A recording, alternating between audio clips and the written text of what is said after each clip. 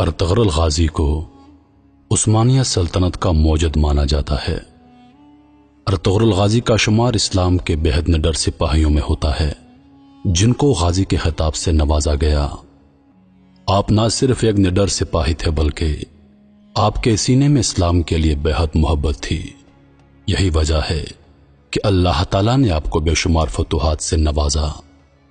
ویسے تو آپ کے حالات زندگی کے بارے میں ہمیں کہیں بھی کوئی تحریری ثبوت نہیں ملتے سوائے سلطنت عثمانیہ کے تاریخ دانوں کے۔ آپ کے بیٹے عثمان سلطنت عثمانیہ کے علم بردار ہیں۔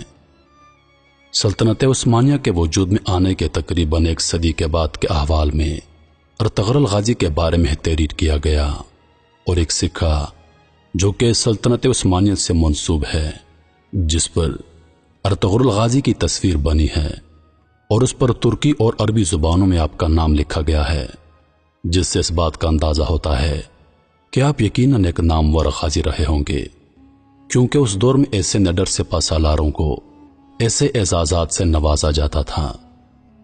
اس کے علاوہ آپ کے بارے میں معاملات کا دائرہ یہاں سے شروع ہوتا ہے کہ آپ سلیمان شاہ کے صاحبزادے تھے۔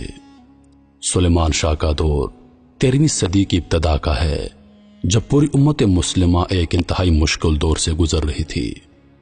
اس دور میں ایک مملکت نے بڑی تیزی سے دنیا پر قبضہ کرنا شروع کر دیا۔ یہ چنگیز خان کی قیادت میں منگولوں کی فوج تھی۔ منگولوں کی اس خونخوار فوج نے انتہائی شدت سے یورپ اور ایشیا کے بیشتر حصے پر حکومت کر لی۔ ان کے ظلم و ستم کی مثال دنیا میں کہیں نہیں ملتی۔ تاریخ دانوں نے چنگیز خان کے اس ظالمانہ دور کو صفحہ ہستی کا سیاہ ترین دور کہا ہے، جس کو 14ویں صدی میں بلیک ڈیتھ سے منسوب کیا گیا۔ چنگیز خان اتنی تیزی سے ممالک کو فتح کر رہا تھا کہ دیکھتے ہی دیکھتے اس نے پورے یورپ اور ایشیا کے 1300 سے زیادہ مختلف شہروں اور ملکوں کو فتح کر لیا۔ اب اس نے اپنا رخ سلطنت خوارزم کی طرف کیا جو کہ ترک قبیلوں پر مشتمل تھی اور انہیں پاش پاش کر دیا۔ ملک کے خراسان کی دیگر قبائل اور سلیمان شاہ نے اپنے قبیلے کے لوگوں کے ہمراہ وہاں سے کسی محفوظ مقام کی طرف جانے کا ارادہ کیا۔ ان قبیلوں میں زیادہ تر چرواہے اور خانہ بدوش تھے۔ ان کو جہاں سرسبز علاقہ نظر آیا وہیں خیمہ ڈال دیا، جبکہ بعض نے ایران، شام اور مصر کا رخ کیا۔ سلیمان شاہ کائی قبیلے کے سردار تھے۔ آپ نے اپنے قبیلے کے ہمراہ خراسان سے شام کا رخ کیا۔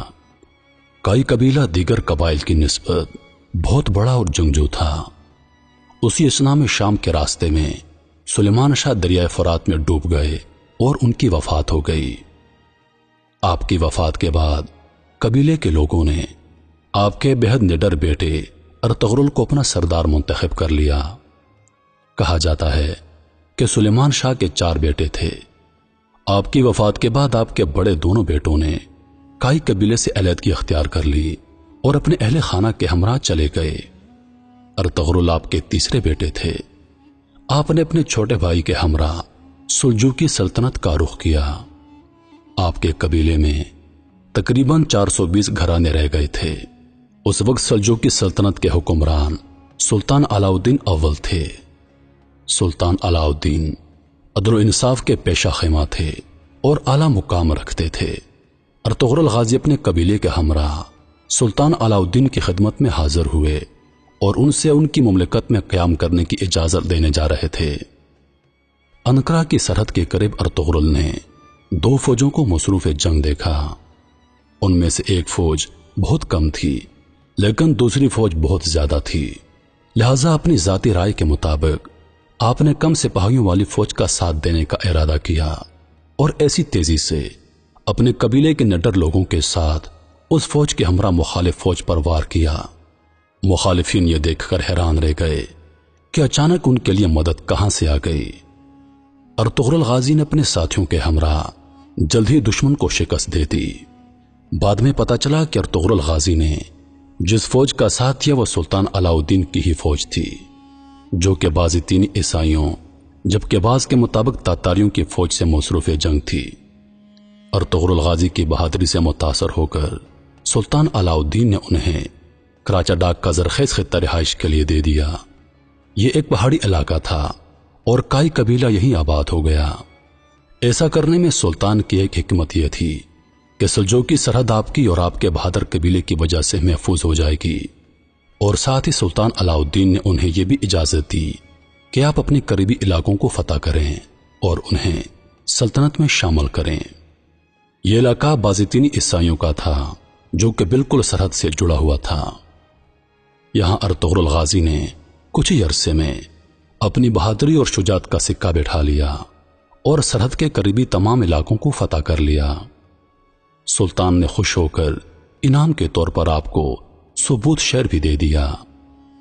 ان فتوحات کا نتیجہ یہ نکلا کہ اور بھی بہت سے قبائل آپ کی جرت اور بہادری دیکھ کر آپ کے قبیلے میں شامل ہو گئے اور آپ کو اپنا سردار تسلیم کر لیا۔